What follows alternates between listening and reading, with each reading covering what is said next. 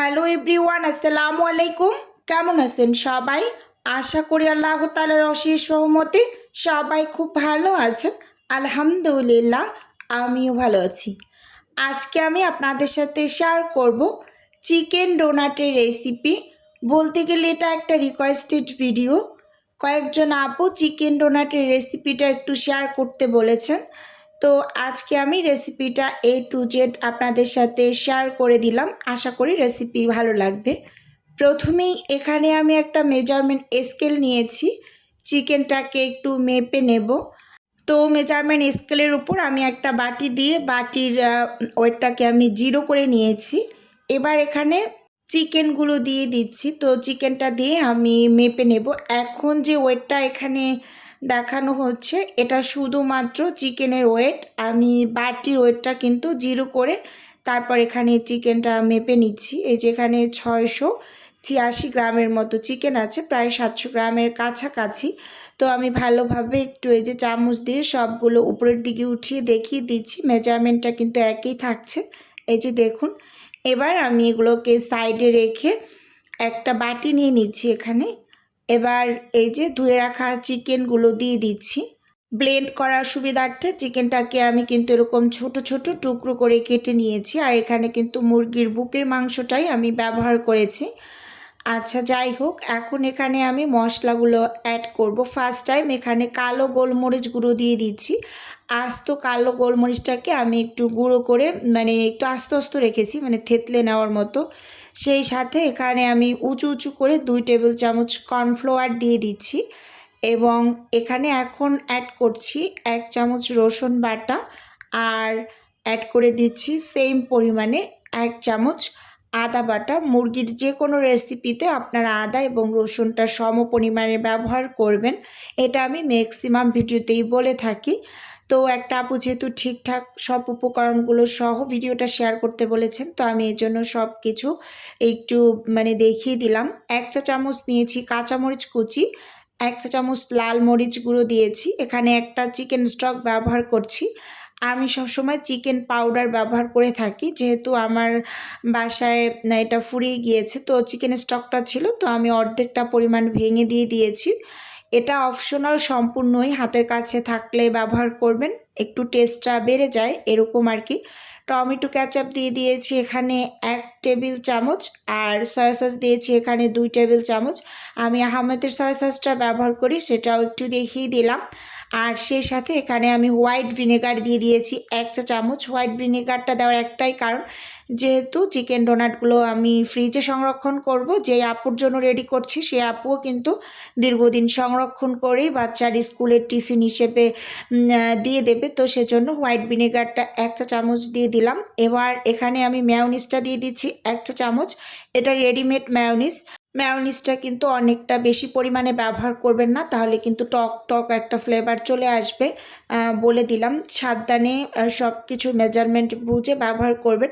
এখানে আমি 1/3 কাপের থেকে একটু বেশি পরিমাণে বাটার অ্যাড করেছি। সেই সাথে 1 টেবিল চামচ চিনি দিয়েছি, যাতে করে সব কিছুর টেস্টটাকে ব্যালেন্স করবে চিনিটা এরকম। তো সব কিছু খুব সুন্দরভাবে কিন্তু আমি এখানে যে নেড়ে চেড়ে মিশিয়ে নিচ্ছি। এটা চামচ দিয়ে করে নিচ্ছি, চাইলে কেউ হাত দিয়ে করে নিতে পারেন। হাত দিয়ে করলে খুবই ভালো হয়, মানে সব কিছু খুব সুন্দরভাবে আসলে মিশে যায়। তো ভালোভাবে কিন্তু মিশিয়ে তারপর এটাকে আমি ব্লেন্ডারে ব্লেন্ড করে নেব। ভালো মানের একটা ব্লেন্ডার ব্যবহার করার চেষ্টা করবেন, যেহেতু মুরগির বুকের মাংস। তো এটা কিন্তু অনেক বেশি প্রেশার পড়ে ব্লেন্ডারের উপরে, মানে মাংসর যে কোনো টাইপের কিমা করতেই কিন্তু ব্লেন্ডারের উপর প্রেশার পড়ে। তো সেজন্য ভালো মানের একটা ব্লেন্ডারে এগুলো কিমা করে নেওয়ার চেষ্টা করবেন, না হয় কিন্তু ভালোভাবে মিহি পেস্ট হবে না। তো অফ ক্যামেরাতে খুব সুন্দরভাবে কিন্তু আমি এই যে সব কিছু একসাথে পেস্ট করে নিয়েছি। এই যে ভালোভাবে লক্ষ্য করলেই বুঝতে পারবেন। আর কালারটা একটু চেঞ্জ হয়ে গিয়েছে, মানে আলোর কারণে। এখানে আমি 1 কাপ মানে 4টা পাউরুটি ব্লেন্ডারে গুঁড়ো করে নিয়েছি, এটা অফ ক্যামেরায় করেছি। তো দিয়ে দিলাম, এবার হাতটা ভালোভাবে একটু ধুয়ে এই যে পাউরুটিটাকে ভালোভাবে একটু মেখে নিচ্ছি। তো আমার খুব কষ্ট হচ্ছে, বাটিটা ছোট এজন্য। তো এজন্য আমি হচ্ছে এই বাটিটা চেঞ্জ করে বড় একটা বোলের মাঝে একটু ঢেলে ভালোভাবে এই যে মেখে নিয়েছি, এটা অফ ক্যামেরায় করেছি। বাটিটা একেবারে ছোট হয়ে গিয়েছে, তো এর জন্য এবার হাতটাকে ভালোভাবে একটু ক্লিন করে তারপর 2 হাতে একটু তেল লাগিয়ে এখানে মেজারমেন্ট চামচের 1/4 কাপের যে চামচটা আছে ওই চামচটা আমি মানে দিয়ে হচ্ছে এরকম ছোট ছোট করে লেচি কেটে নিচ্ছি।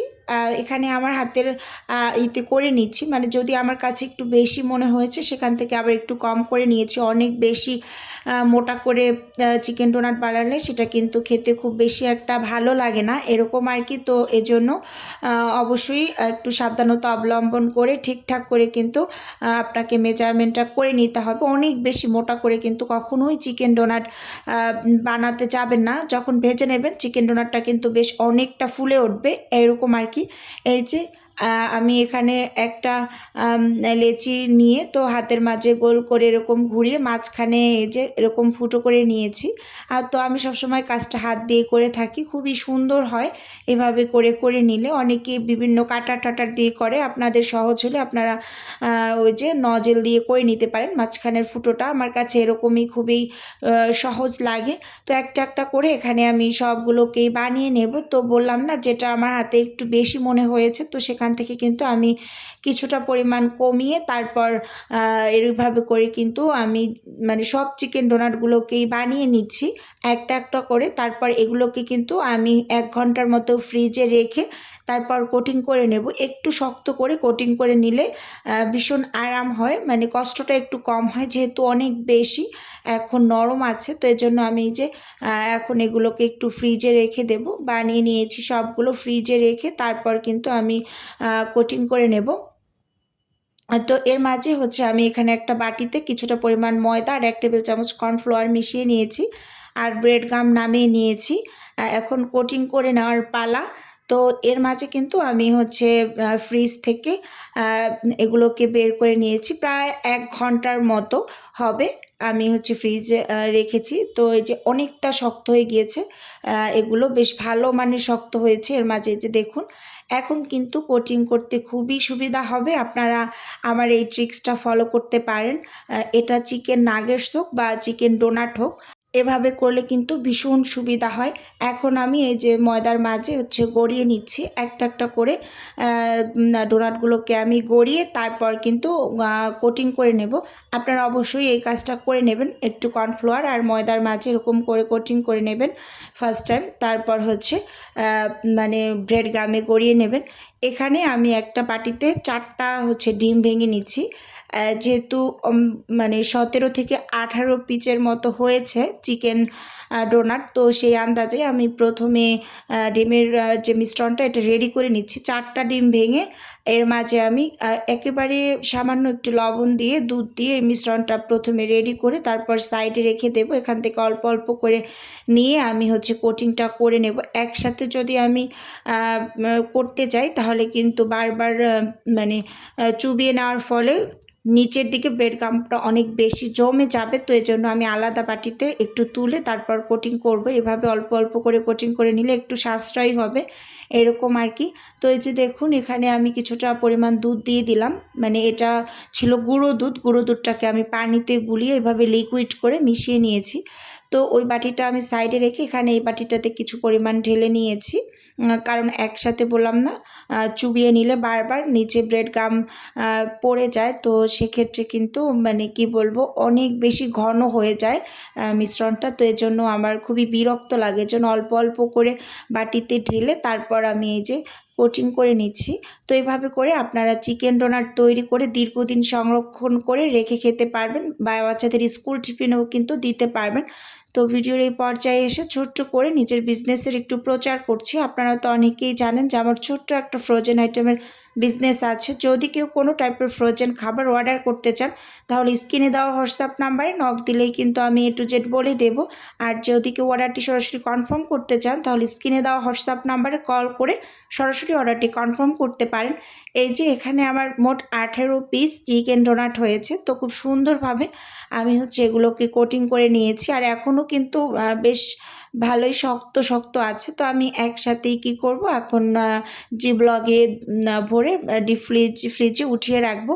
তো কাজটা আমি একসাথেই করে নিচ্ছি। আপনাদের হাতে যদি বেশি সময় থাকে তাহলে আপনারা এই যে এই অবস্থায়ও একটু বরফ করে নেবেন। তো আমি একসাথেই জিপলগের ভিতরে দিয়ে তারপর ফ্রোজেন হতে দিয়ে দেব। তো ভিডিওটি ওভারঅল আপনাদের কাছে বন্ধুরা কেমন লেগেছে চাইলে ছোট্ট একটা কমেন্টসের মাধ্যমে আমাকে জানাতে পারেন। আর আপনাদের যদি কোনো টাইপের কোশ্চেন থাকে তাহলে অবশ্যই কমেন্টস করবেন, আমি যথাসম্ভব রিপ্লাই করার চেষ্টা করব। তো এখানে যেহেতু আপুর 12 পিস চিকেন ডোনাটের অর্ডার ছিল, তো আমি 12 পিস প্যাকেট করে নিয়েছি আর কয়েক পিসেস আমি আমার বাচ্চার জন্য রেখে দিয়েছি। তো আজকে এখান থেকেই বিদায় নিচ্ছি, দেখা হবে নেক্সট কোনো ভিডিওতে। আল্লাহ হাফেজ।